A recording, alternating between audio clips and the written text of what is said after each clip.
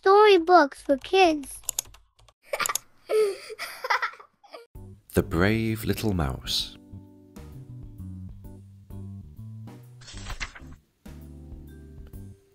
Mabel Mouse and her family lived in a cosy hole in the kitchen of Mr. and Mrs. Clampton. Every night at 10 o'clock, after Mr. and Mrs. Clampton went to bed, Mabel Mouse, her father, her mother, and her brother Morton scampered out of the hole to have their dinner. Mr. and Mrs. Clampton loved cheese almost as much as the mice did, so there were usually several different kinds from which to choose.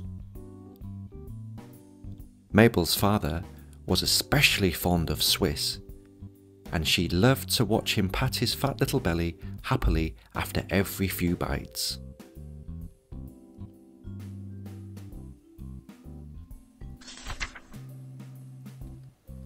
When they finished eating, the mice went back into their hole. Mabel's mother knitted sweaters for them to wear in the winter, with pieces of yarn from Mrs. Clampton's knitting basket. Mabel played chess with her father and Morton practiced his singing. The evening would end with a lullaby by Morton, who had a lovely voice and soon put them all to sleep. It was a fine life. One evening, at 10 o'clock, when the family was preparing to leave for their evening meal, Mabel peeked out of the hole and gave a loud squeak. There, a cat was sitting in front of the mouse hole. He was big with orange stripes, sharp claws, and bright yellow eyes.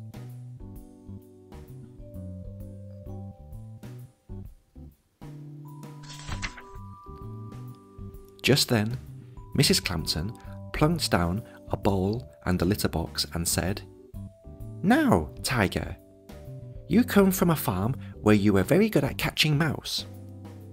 I want you to get rid of every mouse in this house. We're tired of them eating our cheese."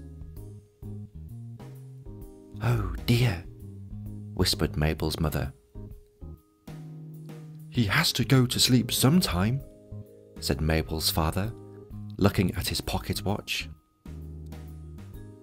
An hour went by, then two, but Tiger was wide awake. At 1 o'clock in the morning, he ate all the food in his bowl, but kept one eye on the hole. By this time, the mice were very hungry indeed. Finally, Tiger yawned and closed one eye. "There," said Mabel's father. "He is going to sleep." But Tiger's other eye stayed open. For 2 whole days and nights, the mice stayed in their hole. They were growing thinner by the hour.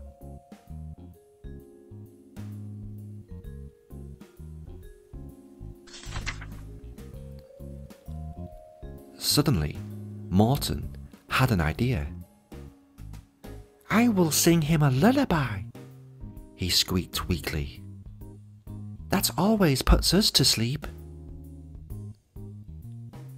Morton sat near the opening to the mouse hole and sang softly to the cat.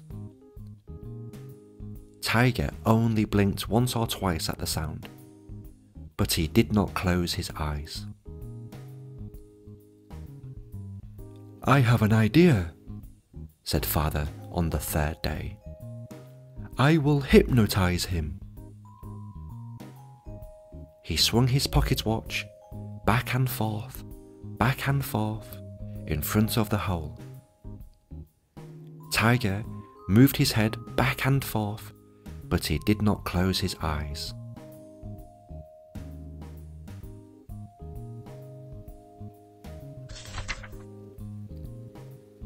Mabel was very worried about her family, especially her father. His little round belly was now flat as a pancake, and he sat in a corner and mumbled, "Swish cheese," over and over. "Doesn't that cat ever play or do anything else?" asked Morton. Suddenly, Mabel had an idea. "Mother," she said, "start wrapping me in your ball of yarn. I am going out there and get rid of the cats." "I will not let you go out there," Mabel's mother squeaked weakly. "Listen," said Mabel. "I am the smallest, so I can hide best in the yarn. If we do not get rid of that cat soon, we will all die." "What are you going to do?" asked her father. But Mabel would not tell them. "Just watch and see," she said, smiling.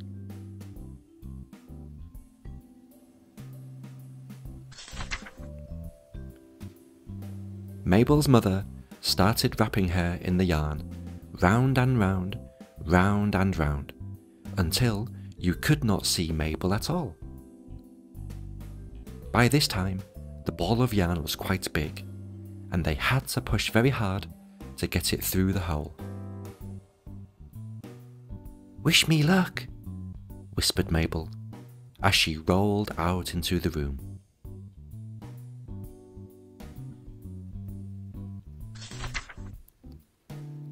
Tiger stared at the ball of yarn and stuck out his paw hesitantly. The ball started rolling, slowly at first, then faster and faster. Tiger got up and watched. Around the kitchen chair it went, and over went the chair with a bang.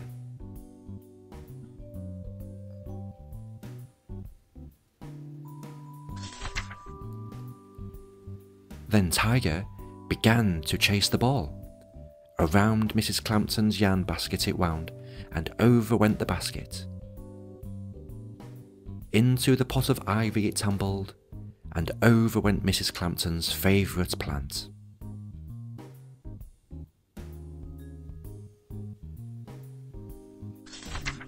Tiger ran after the rolling ball, but his paws got tangled in the yarn and he could not get it off. The more he pulled at it, the more things got knocked over. And still the ball of yarn unwound and unwound until there was almost nothing left of it.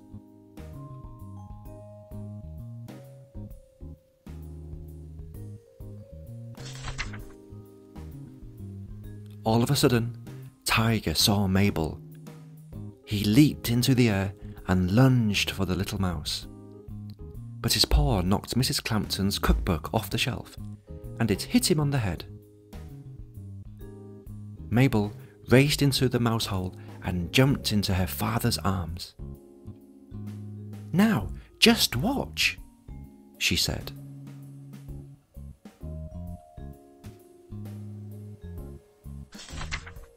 Suddenly, the lights in the kitchen went on, and Mrs. Clampton saw the terrible mess.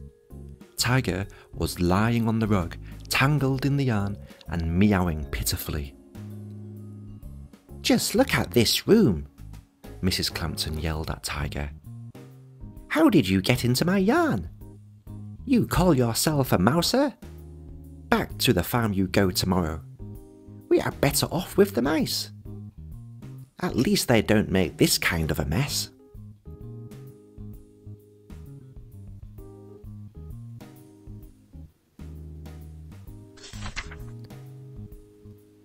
The next day, Tiger was gone, and the mice went back to their fine life. "It is good to have Swiss cheese again," said Mabel's father, and he patted his belly. "We owe it all to you, Mabel. You are a brave little mouse." And the whole family nibbled and agreed. The end. Thank you for watching, and I'll see you on the next one.